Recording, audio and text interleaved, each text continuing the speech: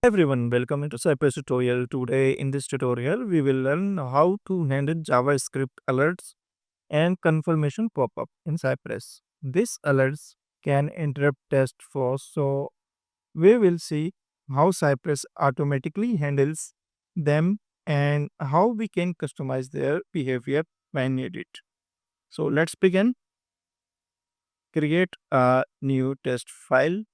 Right click on E2E, new file, and then enter the test name here, alert.sci.js.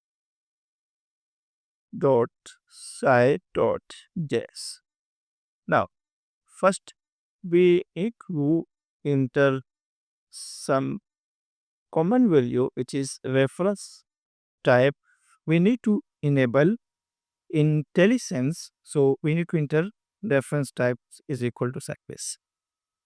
Copy this one and place here. Now, first, we need to navigate to the URL, remove this. This is a viewport in which we want to test. This is our alert test. So we will enter the test name here, alert handling, and our test name is alert handling. This is our first test. And here, first open the web page which containing the JavaScript. Open Chrome browser and copy this URL. First navigate to the URL cy.visit and then enter the URL. This is the URL of the application. Let's run this test and see what happened. We can format our test, right click and format document. For running the test, enter command npx Cypress open. Now, Cypress is opening. First, it will navigate to the URL. Maximize the window.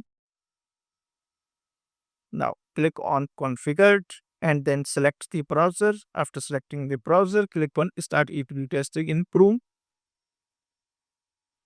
Let's save this test file. And here, select the test file name, which is alert. Click on alert. Now, test is running. In this case, it will just navigate to this URL. After navigating to this URL, I will show you how we can handle this alert. For handling, as you can view, if click on this, click for JS alert, we are getting this alert. I am JS alert, and if we click on OK, here the success message is displayed. You successfully click on alert. Okay. Now, first thing we need to do here, first we need to click on this, click for JS alert, and Cypress will automatically handle the alert. Open this, and here in Cypress we have option for locating this element. Click here and click on this copy to clipboard. Copy this one, open VS Code, and here enter sci dot get. We copy already, so here we do not need to enter. Just we need to enter here dot click method because we want to click on this button. Let's run this test and see what happened. Here you can view. Let's again run this test. First navigate to the URL, click for JS alert, and this message is displayed. You successfully clicked an alert. But one thing here we need to do, we do not notify that alert is displayed. For verifying this alert is displayed, we need to use that alert appear after clicking on the button. So here we will use on site dot on window alert, and here enter the variable name. Here we can set alert, alert, and then function. Now we need to use the assert for verifying that alert is displayed after clicking on the OK. So we expect and then enter the variable name, which is alert dot to dot include. Here we have both options. We can use dot include, or either we can use contains. Dot contains, and this alert contains the following text. After clicking on this, click for this alert, we are getting this up. So this is our expected alert text. So we will compare here this alert text by using assertions. Now we can run our test. Right click here, format document, and here just save this test file, and then Cypress will automatically run the test.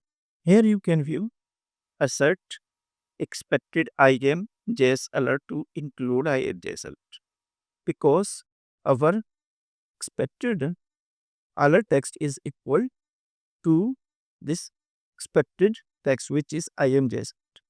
Let's make some changes here. Now this test case will fail because this text is not equal to IM.js alert. Now this test is failed. Let's make changes here. Again run the test. Now the test has been passed successfully. In the second alert, click for JS confirm. Here we have two options. Either we can click on OK or cancel. Same as well, we can confirm this text by assertions. Create an other test case, open VS Code, and write test here. It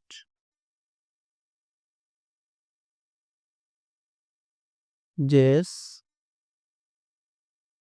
confirm alert maintain function.